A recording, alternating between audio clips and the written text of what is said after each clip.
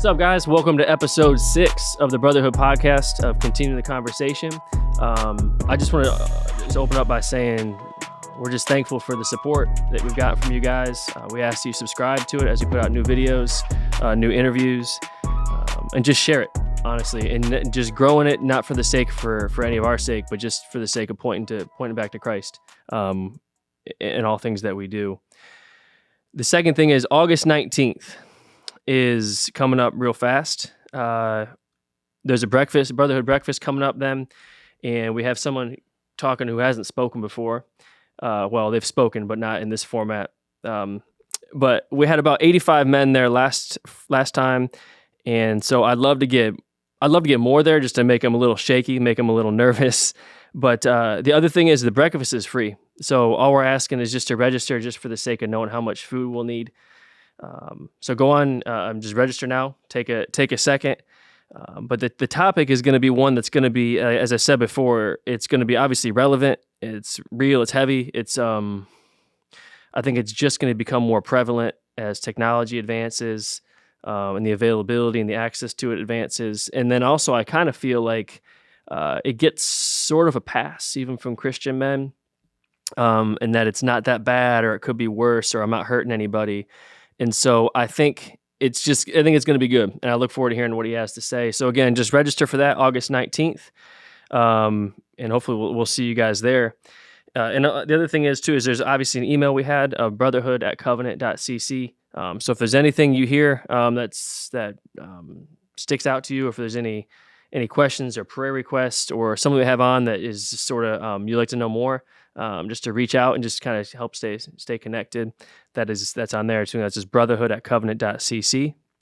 But yeah, so this week we have someone who I really I've looked forward to talking to everybody, but I'm really looking forward to talking to this person. And if you live in the 28590, I think is what it would be, and you live near Winterville, you might see this guy delivering, especially if your wife orders anything at the frequency that mine does, or if you order the frequency that she does. You'll see him about every day as your local UPS driver, and he's a good dude. So we got Ron Grice here. So Ron, if you don't mind, man, just give everyone kind of lay of the land of where you're from, family, all that good stuff. All right. Well, first of all, hello to everyone. Again, like Matt said, my name is Ron. Born right here in Greenville. Over off 14th Street, West Greenville, born and raised, one of 11. I have 7 brothers and 3 sisters, and actually just raised by our mom, single mom. And so, it was pretty interesting growing up. How many kids you have? I have 3. 3. I forgot you were one of 11. Yeah. What was that like? With a single mom, too? Single mom. It was tough. Of course, didn't have money, or we're pretty poor, to keep it simple. So it was rough growing up. Mom was really tough. She said she had to be with raising 11 kids, and especially having 8 boys. She was pretty tough on us. And so, and it kind of shaped my perspective of how God was. How so? Because I thought God was just waiting for us to mess up so he can thrash us. My mom wasn't very merciful in screw ups or mess ups. So if we made a mistake, we usually paid for it.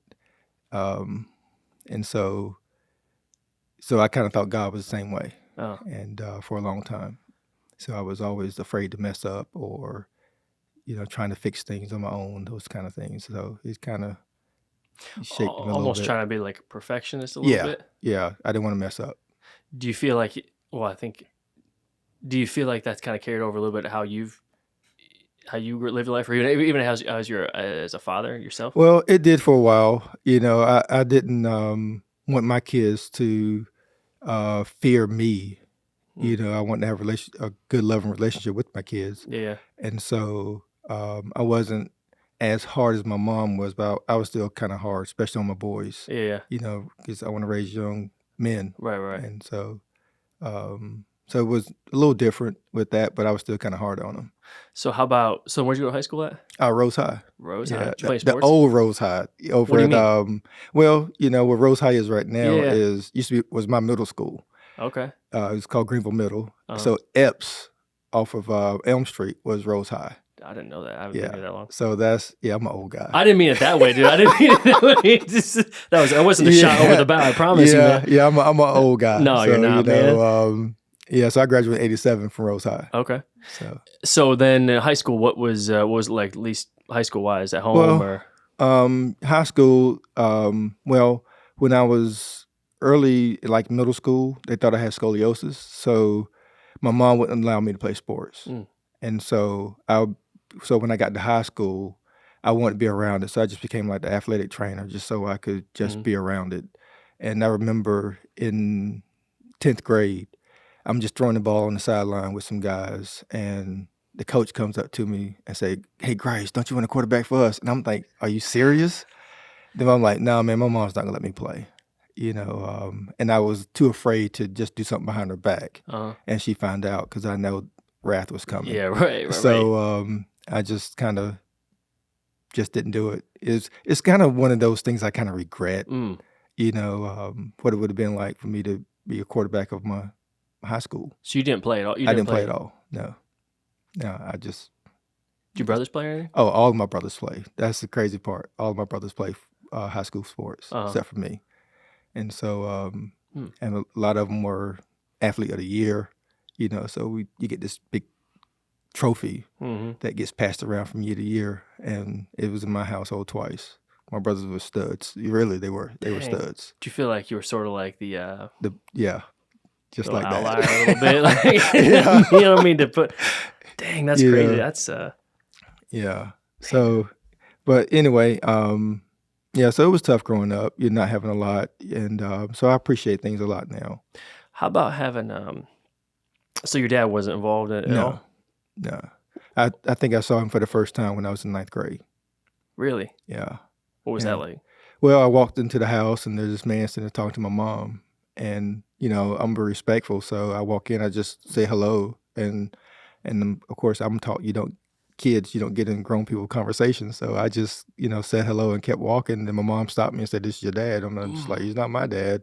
And I just kept walking. And he tried to talk to me, but I didn't want to hear it because, life was just so hard back then. And you just, bailed out on all your responsibilities. And so, I just didn't want to have much to say with him. So I just kept it moving. Is he still around now? Not in this area. I think he's in Georgia. Every once in a while, I might get a weird phone call. And I think the last time was maybe about 7-8 years ago. He called and he wanted to talk like we were old friends, and it was just too weird. It was just too weird. He wanted to talk about sports. I'm like, you don't know me. Yeah, and we're talking about sports. Right. But I realized he didn't know what to say. He really didn't know how to respond to me. He could probably just prefer to have like small talk. Right? Yeah. So it was kind of hard. Yeah. Dang. So that was the last time I've spoken to him. I mean, the door is open. Yeah. Right. But just haven't heard from him. That's And of course, I'm in a different place from where I was at that time also. So I see things a little more differently now. And so, not that I ever held a grudge or resentment. There was some stuff there, but I realized I can't condemn someone. God didn't condemn us, so there has to be an open door for relationships and redemption, and so the door is open. Just haven't heard from him. Right. Whereas before, you'd probably just be more just angry. Yeah. Just like, if I see this guy. Well, I saw everything my mom had to deal with, by herself, and so it was really rough growing up. Do you feel like just going, I know I'm kind of jumping, but do you feel like going with where you just growing with 11 kids and a single mom and no dad involved? Do you feel like that's in a way made you a better father because of that? Actually, yes. Because I remember thinking I want to be everything that he wasn't. And so the Lord has really blessed me to be able to, again, have 3 kids and just be involved with every stage of their life, and how much I just want to spend so much time with them all the time and just do things with them. And so I think it did make me a better father that he wasn't there because he was an alcoholic. So I don't know what that would have been like if he had even been around. Yeah, right. And but yeah, it's having kids and just being there from birth to still even now. Yeah, right. Just enjoying every stage, and even those hard stages, those teenage years where you have to pull out the no card a whole lot, and they're not understanding, but like what do you mean the no card? What is that? Yeah, hey, no. Yeah, no. the no card. I just had the note card. I was like, man, I might need some tips. We got a note card. Yeah, I just always, I was known as, even though again heavily involved with them, but I can see on top of the refrigerator. That's what I used to tell them. So and we're not. I'm like, no, we can't do this. This is not how we're gonna do things. As you're Grice. Your last name is Grice. We don't behave like this. We don't do things like this. So, and it kind of carries. It still carries over now. My oldest son, he'll still bring stuff like that up. By his name. He respects his last name. But again, we reflect the Father, so we have to respect. Yeah, right. And so it just kind of goes around in a circle. Well, I think the other thing that's crazy, I can't remember what I was listening to, but it talks about, especially when you mentioned he's an alcoholic, it's like alcoholics or drug addicts or even just not involved as a parent. It's like those things are generational. Continue carrying over, but occasionally you'll get someone like you who will, but you got to get me up here. Come on. You got someone like you who will break the chain though. Otherwise it's just like with your sons, especially, like that could, if you weren't involved, it's just like that cycle, and like I said, I don't care if it's alcohol or whatever it is. And because of that, I never chose to drink. So I've never tasted alcohol before. Get out of here. Yeah. I've never tasted incredible, man. Yeah. Went the complete other way. Yeah. I just went completely the other way. And of course, I don't feel like I missed anything. Fair, right. Now, I don't say anything is wrong with it. Right. It's just that I chose not to do it because I know I have addictive tendencies. I know how I'm with cookies. So I can't just eat one. 7's not enough. So I already knew early on that I things I like it a lot, and I want a lot of it. So I probably need to stay away from that. I find that because I'm the same way with an addictive personality, and I find that if you channel it, it's really good. But there's certain things like I said, Publix, Chipotle, a lot of it's food. I'm trying to think what else, but it is, and even good, as long as I find that I channel it to something good, I can channel that addiction, that addictive personality into something good versus it could easily go to, gambling or drinking. And so, that's one thing I've learned is I typically, it sounds like you probably go 0 to 100 when you get into something. Yeah, for sure. So let's roll back. So then out of high school, so you're coming out of high school, and then so what was Ron Grice up to? So I graduated high school and decided I wasn't a great student. I mean, I was a decent student, but I wasn't a great student. And so I'm thinking I don't have any money, so I'm going to get a job. So I got a job and was working, and I said I would take a year off from school and go to work. So I went to work, just working at, I think I was working 2 jobs, McDonald's and KFC. Oh, man. Yeah. Just working. Dude, you really do like food, son. And so after doing that for like a year, I went to Pitt. I signed up for Pitt, went to school there, and I was there for about a semester and realized that I didn't have any money, and it was just kind of, just not what I wanted to do. So I ended up leaving school and actually just going to work at McDonald's like full time. And so ended up getting married at 20, and then my first son came around 22, and so after that, just working, just trying to maintain. Now I have a kid I have to be responsible for, and so just working to take care of him, and even that became a blessing. I saw the Lord move in that because at the time, my ex, she had lost her job, and so we didn't have any benefits. And the Lord opened up a door with UPS that provided free benefits for me and my whole family. And, that was more than what I could have ever imagined, And so I started seeing then the Lord moving and just taking care of me and my family. Because I remember holding my son in the hospital, some scared 22-year-old kid, you're scared to death. You got this life in your hands. And I just remember saying, Lord, I don't know what to do. You're going to have to help me take care of him. And I think he honored that, that prayer. Mm-hmm. And he's done that. I mean, he's truly done that. How about, and then so you were 22 when you had your son, and you had two more? Yeah. Okay. So 2 years later, my son Joshua, he was pretty easy. He was just an easy kid. Yeah. Easy baby. So like, hey, we could do this again. Yeah. So then comes Cameron. Oh my goodness. Cameron was, he was strong-willed from the very beginning. And so he challenged me a lot. And so after he was born, we decided to reevaluate if we wanted to do this again. And so we ended up 3 years later. We decided we wanted to try to have a little girl, and the Lord blessed with that as well. So we ended up with 2 boys and a girl.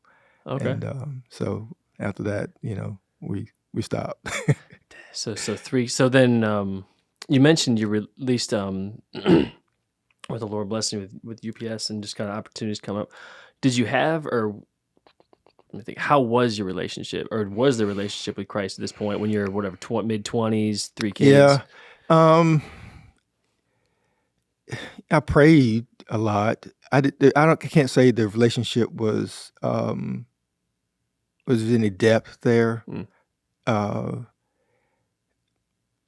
know again I prayed a lot and I talked to him a lot, but there was no depth of the relationship. What do you mean by that? Well, I wasn't like reading my Bible. Of course, I went to church on Sundays. Actually, I didn't know how to truly have a relationship with God. Right. If that makes any sense. Yeah. Because I didn't have a good relationship with my mom. Didn't know how to do that. Didn't have a relationship with my dad, so I didn't know how to have a relationship with God. And then I just thought, and I was afraid of him. Because I thought that, I just couldn't mess up, no matter what, I just can't mess up. And so I'm always trying to fix, when I did mess up, I'm trying to fix it myself. How so do you mean? Just, can't think of an example right offhand, but, just you mess up, you just kind of, make it right. Yeah. Like I said, I can't think of an example right offhand. Like almost trying to outweigh it by just other good things. You mean, like kind of counterbalancing it? That also, but there was times where you just. I wish I could give an example of no, you're good, man. Something back then. You don't. Yeah. Anyway, that was a long time ago. But so just always trying to fix things myself. I just figured that's something that men do. You mess up, you fix it yourself. Yeah. And so I didn't realize that you can't fix everything yourself. Yeah, right. And so I learned that later on. And so so then 3 kids, and I know just because you and I talked a little bit, you obviously came across with Lisa from a marriage standpoint. It got rough, I'm assuming, or what? So if you don't mind just kind of walking us through that. Well, marriage was always tough for me. I knew my wedding night that this was going to be interesting. Mm-hmm. And I remember praying to the God in bed that, I'm like, wow, I'm going to need you. Mm. And so it was tough the whole time. I mean, it was 2 kids. I mean, I'm 20, she's 18. Mm-hmm. We don't even know anything about who we are. Yeah, and right. And now we're linking up together, right, and producing children. And so, so it was always kind of a struggle for both of us, more so for me, I think. But anyway, but the Lord I just kept plowing at it, just doing all I could do to just work on the marriage. And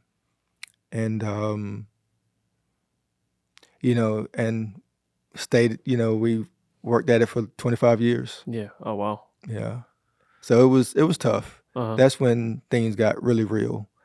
And life changed. And And I know I went through a lot of depression, a lot of anxiety, and just trying to figure out what to do, because now my life is changing, and I didn't know how to handle it. I had a hard time handling that, and so of course then start falling into sin, and you know, because we had separated, and so after 25 years. Yeah. Okay. Sorry. Keep going. And so that's when things just that's when I just kind of lost it, I guess. Fell into sin, if you can say fall into sin, And again, because it seemed like my whole life I'm looking for love and approval, and not feeling that from any relationship, and then actually finding it in a bad, Right. the wrong way, and then wanting it, after you tasted something that's good, Right. you want it, and so, but it wasn't Right. it was sin, and so then struggling with that, Lord, Yeah, why yeah, you yeah. let this Yeah, yeah. happen? Like, I'd let it happen, because we are drawn away, we're tempted Yeah, right. by our own flesh, the things that we desire, and so when that happened, it became a real struggle for me, and so and then so so let me see if I can back up a little bit. You're good, man. Yeah. So again, separation. Now I'm on my own. Never been on my own before. Really never slept in a bed by myself before. I know that sounds crazy, people, but that's true. Because when you're one of 11, you don't get your own bed. I was just saying, there's no way you get your own bed. 12 people in the house. Yeah, you don't get your own bed. No, you don't get your own bed. So I went from there to being married. So yeah, so I never had a bed to myself. So everything is really changing, and so anyway, again, just behaving badly, and this is after you guys are separated. You're on your own. Kind of thing. just really behaving badly, and so and I knew I needed help. So now I'm in therapy, and really struggling with my life. Felt like I was a failure. Felt like I couldn't be used by God anymore. And so I remember I was been going to this therapist for like 2 years, faithfully, not on and off, just faithfully going for 2 years. And I remember one Saturday morning, I just couldn't do it anymore, because I had already been struggling with depression, like I said, and so I remember sitting in a parking lot, and I'm like, I can't do this anymore. I'm done. And something just said, call your therapist. And so I called her, and she was like, she answered the phone, which, on a Saturday to call your therapist, and she answered the phone. I knew that was God. I was looking back, I know that was God, because she was like, Ron, you need to check yourself in the hospital. And so I did, because I know I needed help. So I checked myself in the hospital and spent a few days, like 3 days there. And that was different. And so after I came out, I met up with her, and she was like, Ron, I have to, I'm stuck with you. And so you need a deeper healing. So she recommended another therapist to me, and I started going to her. And so she worked on a lot of inner healing, and that's part of with that. And at the same time, there's a lot of things that are in motion. So because I never just turned my back on the Lord, right. I always desired a relationship, right. And so I'm visiting this church, and it was good, cool church, and it was good, but I wanted something in Greenville, because it wasn't in Greenville. I just want to get out of town. And so but anyway, the Lord led me to where I am now, and that's even an interesting story right by itself. So because I met someone working and she invited me to church. It was just, but it's a funny story. Yeah. And so anyway, so I started going there and really just putting myself out there with a few of the guys there after kind of, well, and I might be talking too fast, but anyway, I go up for prayer after service, and the campus pastor was praying for me. And it was just different because when I went up for prayer, he kind of just paused. He didn't just jump into a prayer. He just paused, just started praying in the spirit, and then he started praying for me. And it's like it's like he knew me when he was praying. And so so I knew that's where I needed to be.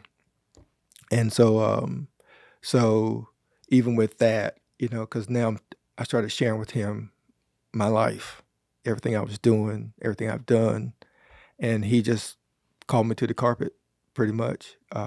Told me that, hey, how are you going to stand before the Lord with this kind of life, pretty much, kind of like that. Yeah. Maybe not those exact words, and so I remember going home and just giving myself over. And everything that I was doing, I let it all go. And I could feel the weight, all the burden, everything was lifted in that moment. I even came off my meds. I mean, I didn't need it. I mean, everything was lifted. I could feel chains breaking. And it was just an incredible feeling. And I'm so thankful for that. Yeah. Because I've made some crazy mistakes and probably shouldn't even be here. And the Lord showed his grace and mercy on my life, and he's given me new life in him. And the freedom has just been incredible. And I know that my freedom is not for me to live any way I want to, but it's for him. Right. And I choose him every day. I choose him every day over everything. I choose him. And I just want my life to reflect that in everything I say and do. Because my son, he told me, said, Ron, you're a good dude. He said, Dad, you're a good dude. Right. And he said, but something's different about you. You're not the same anymore. And I just said, it's the power of the blood. The forgiveness and being able to walk in that every day that I've been forgiven. You said you got to get rid of some things. You got to change some things. That basically, how you gonna walk with the Lord when you're doing what you're doing. What do you mean? Like, what are some of those things you're talking about? Okay, so first thing I had to do was break off bad relationships. I had to, like I said, had been addicted to porn for since I was, I don't know, 9th grade, something like that. So, of course, that wasn't as easy to break free of. Sure. But hallelujah, today, the Lord is good, man. I'm telling you, you stay faithful. He'll do it. Right. He'll lift those things. And, and of course, I have to be on guard. Right. You have to guard my heart. And that's what Scripture says, guard your heart because out of it flows the issues of life. And so, just guarding my heart on the things that I watch and things that I do, people that I'm around, who I'm spending my time with, any relationships that weren't good, I had to cut those things off.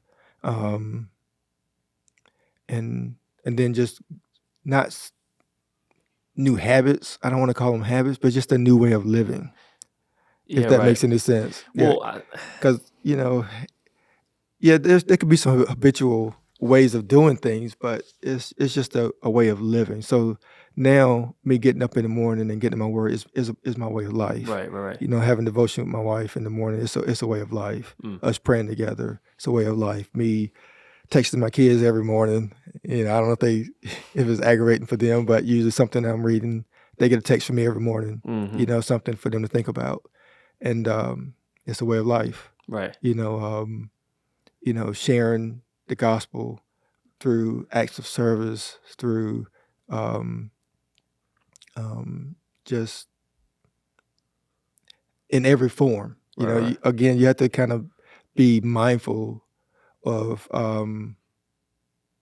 the different ways you can share the gospel. Yeah, right. Of course, there's only one gospel. Right. But, I think there's a way that you can share the gospel where you see someone needs something. I mean, that's what God calls us to do. You see a need, somebody needs a need.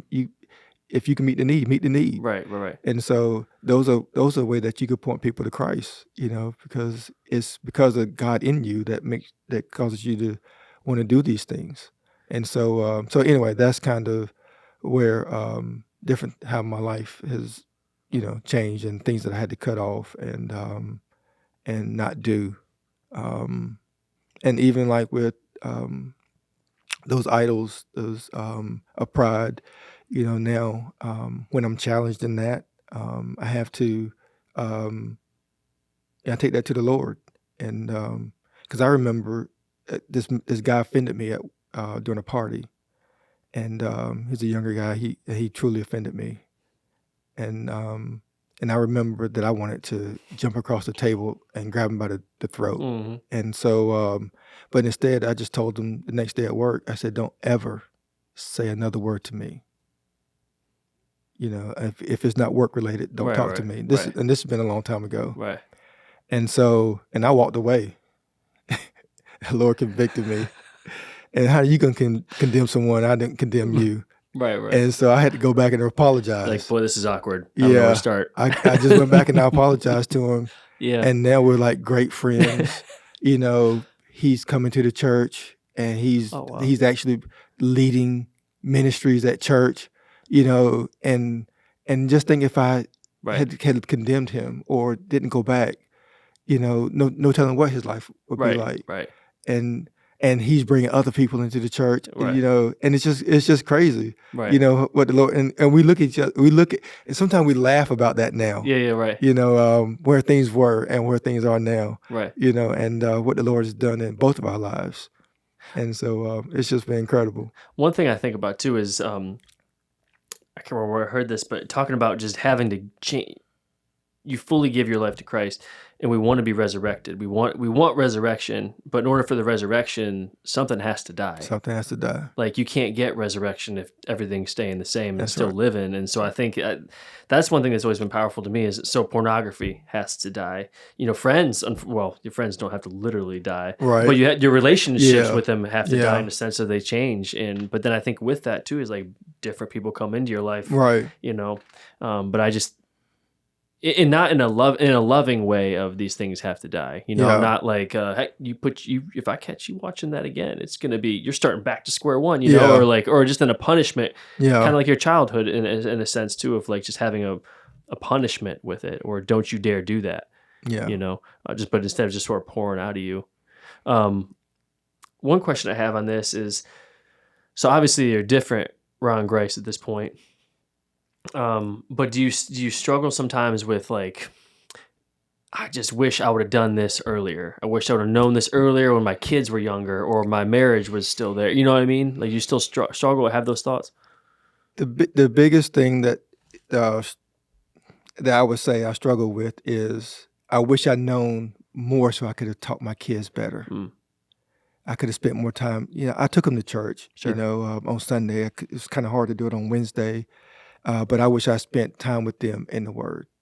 And even the Lord, He got a chance to redeem that time, because we have at our church, we have a discipleship book called the Purple Book. Mm-hmm. I don't know if you ever heard of that, but and it's a discipleship book. And I was able to, get my kids to come over every Thursday, and we were able to go through the book together. And so, because I remember thinking that same thought, I wish I could have had, pour more into my kids. The Word of God, and He redeemed that, and even now, they receive my messages every morning, right? And they give me likes, and sometimes I give them something to think about, which I don't need a response. I just want them to think about it, and so He redeemed that time, and given me a chance to kind of pour into them a little bit on a daily basis, and but yeah, that would be probably the biggest thing, because that's the biggest thing we can give our kids. You can provide a heritage where you could leave money, but if they don't have Christ, I mean, really, what do they have? If you don't leave them that, I mean, you're pretty much haven't given them anything, because again, that's the biggest thing we can give our kids is Christ. Right. And to let them know that he's first. He's not, we just add him to like salt to our meal. Right, we just right, add right. him, when we want him. He is the meal. Right. And I think one thing you said earlier is like anything that gets in between that, I guess would by definition would be an idol. Yeah. And even the things that are pure or good intentions of like you going to your kids' sports or even your marriage and I love how you talk about your name too. Your name can be a way of just pride. Yeah. Or an idol, really, just your name being an idol. I remember, at least when I was going through some kind of dark thoughts too, the same thing is I just wish I could maintain my name as a husband and my name as a father and a son. If I can just be good by definition of what people see out of me, I might just end this, make it look like an accident, but my name will be there. My name will be good. Yeah. I remember sitting there at the intersection, seeing this big 18-wheeler coming. I'm like, hey, man, just pull out, man. Yeah. It'd be an accident. And no one would be the wiser, and that way, everybody still get insurance money and you get to keep your name. And I had those same thoughts, and I'm just glad the Lord, he didn't allow those things to happen. Even when, the sin was great and he didn't give me what I deserve. And I'm so thankful for that. I'm truly thankful for that. Because I could easily not be here numerous times.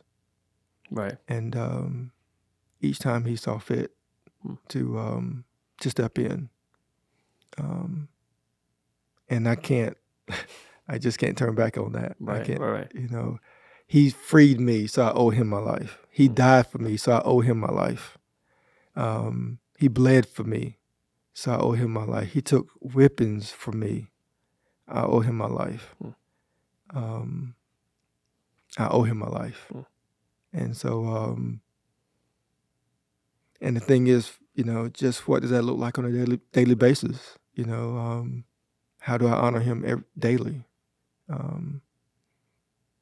And it's through the way I live. Yeah, right. And I think, as we close up too, is like the way you live. And I think, working for UPS too, you have an opportunity to see a lot of people. Yeah. And I met you, man. Yeah. I mean, I remember that early COVID when everybody was home. Yeah. And I always in the garage. Yeah. I was just working out. I remember, I think I can't remember what worship song was on, but I remember you stepped up. And I mean, ever since then, that would have been. Yeah, I think we shared songs for a while. Yeah, man. Yeah, you did. As It Is one of the songs you gave me, man. Yeah. And I just appreciate your friendship, man. And I remember, we moved from that house. And we always talk about, we're like, this room was kind of nice. I miss the old this or that, or like little things about the house. But we always like, but man, Ron is not our driver, and he doesn't deliver anymore out here. And I love our UPS guys too now, but it's like that's the one thing I miss the most. I genuinely mean that, and it's because I'm being honest.